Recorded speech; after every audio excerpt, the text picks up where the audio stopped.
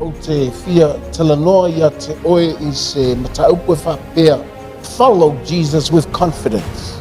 Muli muli ma le mautinoa ia Yesu. E le whaseina le lalangi ai whaseina e u filfilia. Te mawala utala le naile Mateo Lucifer. When you follow Jesus, you have to have a confidence to follow him.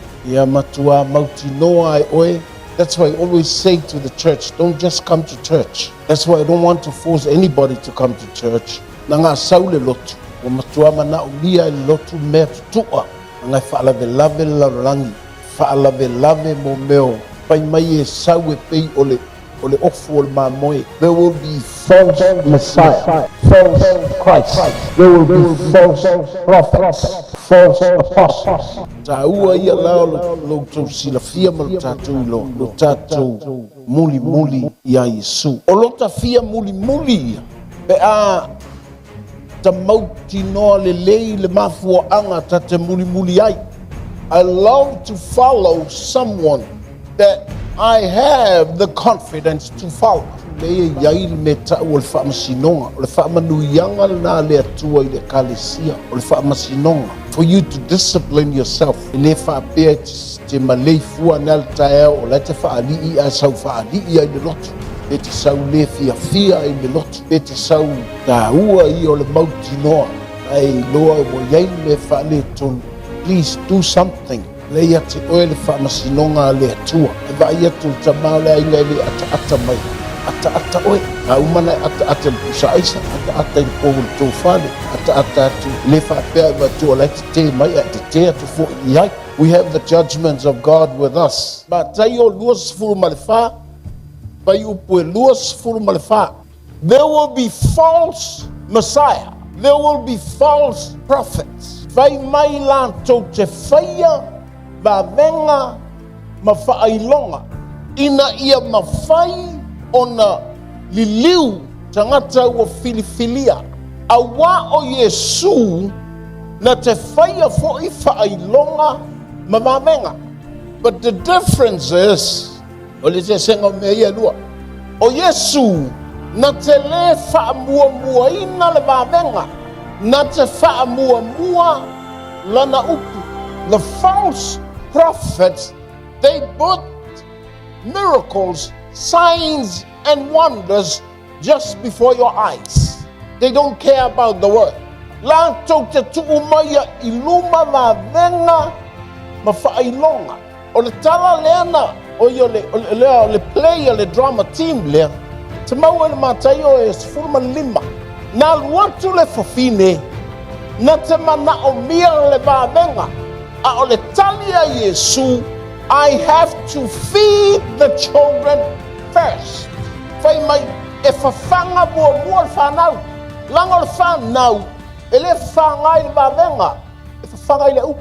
Fai mai lo le talia le fafine, even the crumbs from the table of the masters, that's enough for me. Pe mai e o ai mea ai e toa ulu mai lalo o le lau al matai. O au le na, te lo le talia Yesu. You have faith. Ai sea, langa tupu fatua tua I lea. Tupu fatua tua le whalongolongo. O le whalongolongo le fionga le tua. O le manai o le melia. O lo manao I le mea mua mo oe. You'll never worry about signs and wonders. E ala na e manao mia le upu. Langa whai mai le tala le tuspa ia. Ua tu Yesu I leo vai. Mana I loa atu. Le upenga. Ua alu le po o alu. Fwai mai. Le imse mea. Le upenga lale wa ta upe. O la tau na la tau o. Wa ba ai atu la tau upenga. Emptiness. Le imse mea.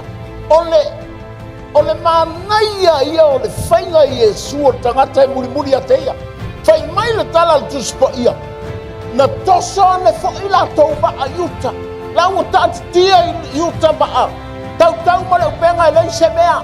Lo le leia Yesu langona laua langona e tangata. Tinga ina e toso le vaa. Tinga ina e toso le upenga. Spend the whole night and gets nothing. E leise mea ua whaatonga Yesu. Petelu.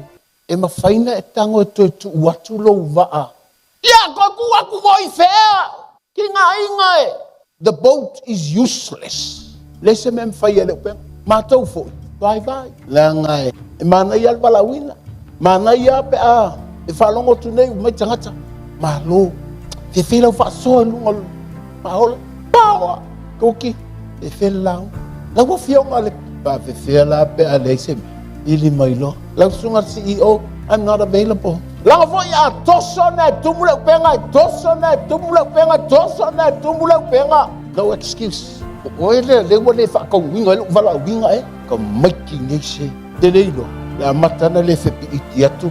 I ai le penga. E whaalongo toa le wala winga. E utosonga tāl mea. E amata fe fellowship. Next week. Oh, e la vavu pesi. Oe vai ti le laina la uvai pesi. Oh, ka oia le alingo le mea. Trombatini. Te e iai le aso. I ua whango. Le saulo le aunga mele talolo. Patrana le sauai. Ti uke i fwoi se moso mai mea ia. Alai me ngau soku ai. Ia iarkai me i vai mea.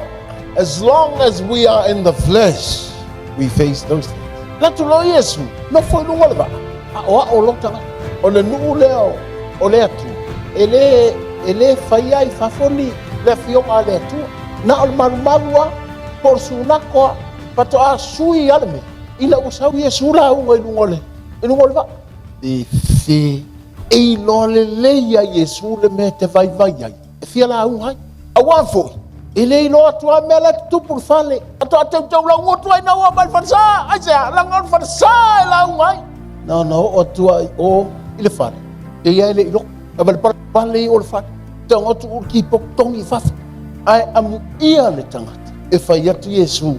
Tu atua le mea nai e te loai wale ni a. Ina i lunga le pule la al nai te loai waru po e. No fo leo Yesu i lunga le va. Ma oa o le mototo. O Yesu e o le atua. E iaia mafua anga. E leiona. Ngadue Yesu. Leo vatu foi le leia o lo muli mautino. A wal pa pongsa mea. Na o Yesu fo. E le sau pongsa. That's why the light is in you. If Christ is the light for you, lenga lenga malama o Yesu na ia te e a o lo lai le atu pe o kau le me kau le malama le me la ngona le lofa o le tua mana oi ia no fo tu lungo lo wa langa o lau fa longo i le feta lai o Yesu ia te oi na te abe e sea oe mai le failure mai le upenga o le se mea mai le va a ua e ngase kosonga mai le kaini ua anulas. You need the word of God to take your senses from emptiness. Wan mele fefe. O te wata o te oil mutua whainga tau le mele tapena mai. Me foi le sau i whaapea le antikeriso. E sau i whaapea le berofeta pepelo. E o mai e whaapea. E o mai e tuwa venga i ate oe e te karikangu ai. Pai mai. E o ai tangata ua filifilia pasei o le whaatuatua e le ngata o le tangata ua nalangona le upu ai ngangalangonga le upu se mafutanga laka o le mele o le taritonu ngake ngalue a inga oe e te lata ya Yesu a tele nei a o le upenga a oi a mo i ai muli Tatou te mawhai o na talo atu. E te waaia kule misionga ale unity. O oi, o e langona. Whetalai atu le atua i ate oi. Talo sia. Ia maua e lau whanau le loto le ate oi. E o mai e le upenga le atu. Aja, langa e o mai loa. Talo atu. O mai. Talo atu. O mai. So, kalesia. Vai al LEM o le muli mautino. Muli mautino.